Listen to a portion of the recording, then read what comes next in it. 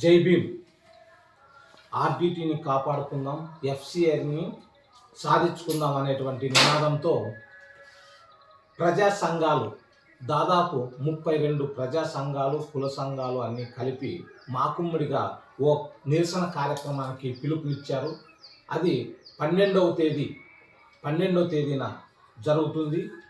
12వ తేదీన ఉమ్మడి అనంతపురం జిల్లాలో ఉన్నటువంటి ఆర్డిటి సంస్థ నుంచి లబ్ధి పొందినటువంటి ప్రతి ఒక్క కుటుంబానికి ఒక్కొక్కరు రావాలని మా all India Bahujan welfare association తరఫున రిక్వెస్ట్ చేస్తున్నాం.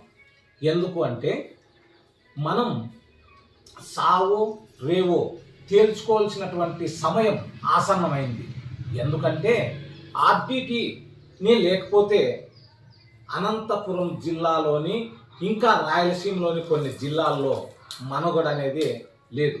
ఎందుకు చెప్తున్నాము అంటే ఆర్డిటి చేస్తున్నటువంటి సేవా కార్యక్రమాలు అలాగున్నాయి.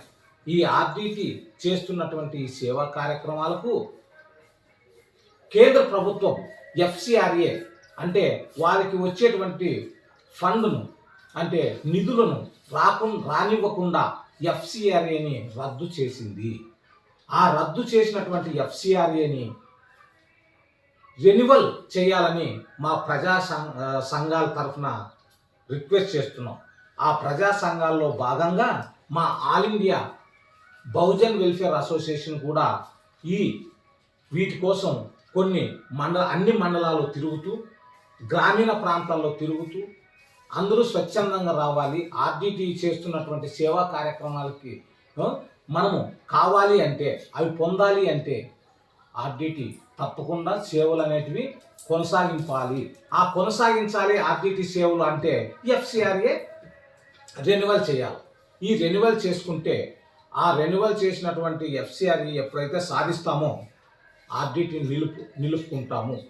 అలాగే ఆర్డిటి చేసే సేవా కార్యక్రమాలన్నీ గ్రామీణ ప్రాంతాల్లో బడుగు బలహీన వర్గాలందరికీ చెందుతాయని చెప్పి ఈ ప్రెస్ మీట్ ద్వారా తెలియజేస్తున్నాను. ఏదైతే ఆర్డిటి భారతదేశం చరిత్రలోనే ఆంధ్రప్రదేశ్ ఉమ్మడి అనంతపురం జిల్లా అతి కరువు జిల్లాగా గుర్తించి 1969 సంవత్సరంలో ఫాదర్ విన్సెంట్ గారు స్పెయిన్ దేశం నుంచి వచ్చి అనంతపురంలో ఒక ఆఫీస్ పెట్టుకొని రూరల్ డెవలప్మెంట్ ట్రస్ట్ అంటే ఆర్డిటిని స్థాపించి ఆ ఫాదర్ ఫెర్రర్ గారు ఎన్నో సేవా కార్యక్రమాలు మన నోటితో చెప్పలేనటువంటి సేవా కార్యక్రమాలు చేసి ఆయన రికార్డు సృష్టించారు. అలాంటి సేవా దృక్పథంతో వచ్చినటువంటి ఈ ఆర్డిటి సంస్థను కాపాడుకోవాల్సిన బాధ్యత మన రాష్ట్రంలోని ప్రతి ఒక్క పౌరుడి మీద ఉంది అని చెప్పి ఈ సభాముఖంగా తెలియజేస్తూ 12/9/25 శుక్రవారం మేము చేసినటువంటి ఈ కార్యక్రమం, మేము తలపెట్టినటువంటి ఈ మహాధర్నా కార్యక్రమానికి భారీగా వచ్చి ఈ మహాధర్నాను జయప్రదం చేయవలసిందిగా ప్రార్థిస్తున్నాను. జై భీమ్.